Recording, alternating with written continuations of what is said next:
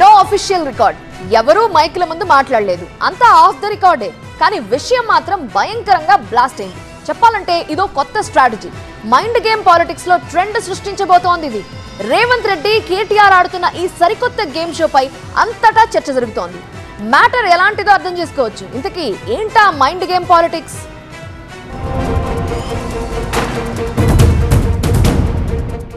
Political Holi, కాషాయం పూసిన వాళ్లే విజేతలు. తెలంగాణలో సరికొత్త పొలిటికల్ ట్రెండ్. గులాబీ కాషాయ రంగు పూసుకుంటుందని రేవంత్ రెడ్డి అసలు రంగే కాషాయమని కేటీఆర్.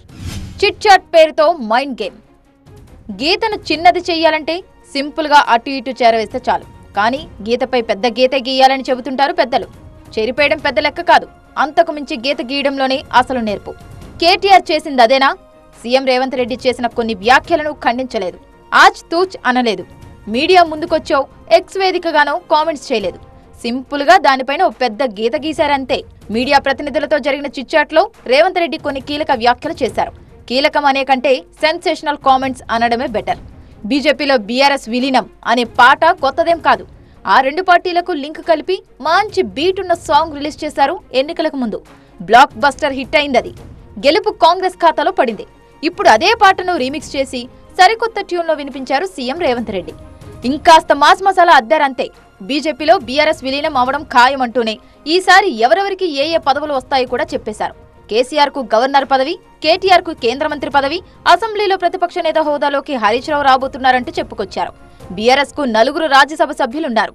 ఎలాగో విలీనం కాబట్టి ఆ 4 ఎంపీలకు బదులుగా కవితకు బెయిల్, రాజ్యసభ సీటు దక్కుతుందని చెప్పారు. బీఆర్ఎస్ నేతలు ఈ విషయాన్ని ఇప్పుడు ఖండించినా ఎప్పటికైనా జరిగేది ఇదేనంటూ కుండబద్దలు కొట్టారు సీఎం రేవంత్. మీడియాతో చిట్చాట్ చేసినా విషయం భూకంపం పుట్టించేదైతే చాలు, ఛానల్స్ లో బ్రేకింగ్ న్యూస్ లా మారుతుందని సీఎం రేవంత్ రెడ్డికి బాగా తెలుసు. ఆయన స్ట్రాటజీ గట్టిగానే వర్కౌట్ అయింది. రాష్ట్రం మొత్తం ఈ టాపిక్ పై చర్చోపచర్చలు జరిగాయి. సాధారణంగా ఇలాంటి bomb blast comments CM Revanth Reddy నుంచి వస్తే వెంటనే అదే స్థాయిలో కౌంటర్ వస్తుంది. కానీ కేటీఆర్ మాత్రం వేరే స్ట్రాటజీ అప్లై చేశారు. ఒక విధంగా రేవంత్ రెడ్డి వ్యూహంలోనే వెళ్లారు. మీడియాతో చిట్చాట్ చేస్తూ సీఎం రేవంత్, పీఎం మోదీ మధ్య ఓ ఆసక్తికర చర్చ జరిగిందంటూ చెప్పడం మొదలుపెట్టారు కేటీఆర్. తన రాజకీయం పుట్టిందే బీజేపీలో, రాజకీయ ప్రస్థానం ముగిసేది కూడా బీజేపీలోనే అని మోదీతో రేవంత్ రెడ్డి చెప్పారని కేటీఆర్ చెప్పారు. Revanth Reddy political career ABVP నుంచి మొదలైంది కాబట్టి చివరకు చేరేది కూడా అదే పార్టీలోకే అని మోదీతో చెప్పుకున్నారట. ఈ విషయం మీకెలా తెలుసని అడిగితే తనకున్న ఢిల్లీ సోర్స్ ద్వారా మ్యాటర్ తెలిసిందని మీడియా ప్రతినిధులకు చెప్పారు కేటీఆర్. ఏబీవీపీ ద్వారా కాషాయ జెండాతో రాజకీయాల్లోకి వచ్చిన రేవంత్ అదే జెండా కప్పుకొని చనిపోతానని మోదీతో చెప్పారట అని కేటీఆర్ ఎక్స్ప్లెయిన్ చేశారు. ప్రధాని మోదీ, సీఎం రేవంత్ రెడ్డి ఒకరికొకరు ఎప్పుడూ టచ్ లోనే ఉంటారని, మోదీతో ఈ విషయం మాట్లాడింది నిజమో కాదు రేవంత్ రెడ్డే క్లారిటీ ఇవ్వాలంటూ ఓ ముగింపిచ్చారు. బీజేపీతో రేవంత్ రెడ్డికి ఉన్న సంబంధాలపై ఆయనే ప్రజలకు క్లారిటీ ఇవ్వాలంటూ చిట్ చాట్ ముగించారు. మొత్తానికి ఇది ఈ విషయం. ఇవన్నీ చూస్తున్న బీజేపీ ఊరికే ఉంటుందా? గత ఎన్నికల్లో డ్యామేజ్ జరిగిందే బీజేపీ బీఆర్ఎస్ ఒకటేనన్న స్లోగన్తోనే. సో కేంద్ర మంత్రి బండి సంజయ్ వెంటనే లైన్లోకి వచ్చేశారు. రేవంత్, కేటీఆర్ చిట్ చాట్ కు కౌంటర్ ఇస్తూ కేసీఆర్ కి ఐసీసీ వర్కింగ్ ప్రెసిడెంట్ పదవి, కేటీఆర్ కు పీసీసీ చీఫ్ పదవి, హరీష్ రావుకు మంత్రి పదవి ఇవ్వబోతున్నారంటూ మాట్లాడారు. వాళ్లకు వాళ్లు అంటించుకుంటున్న కాషాయ రంగును ఇలా చెరిపేసే ప్రయత్నం చేశారు బండి సంజయ్. కానీ ఒక్క విషయం చెప్పుకోవాలి ఇక్కడ. కేటీఆర్ ఇచ్చిన సమాధానమే అనుకోండి, చిట్ చాట్ అనుకోండి. ఇక్కడ కాంగ్రెస్ కు బీజేపీకి ఒకేసారి కౌంటర్ ఇచ్చినట్లయింది. వెంటనే బీజేపీ కూడా సమాధానం చెప్పుకోవాల్సి వచ్చింది.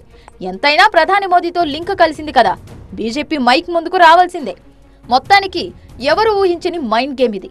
కారుకు కాషాయ రంగు పుయ్యాలనుకుంటున్నారు CM Revanth Reddy. Reverse operation లో భాగంగా రేవంత్ రెడ్డికే కాషాయ రంగు పులుముతున్నారు కేటీఆర్.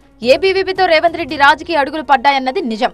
అధికారంలో ఉన్నప్పుడు బీజేపీతో బీఆర్ఎస్ చాలా క్లోజ్ గా మూవ్ అయిందన్నది నిజమే.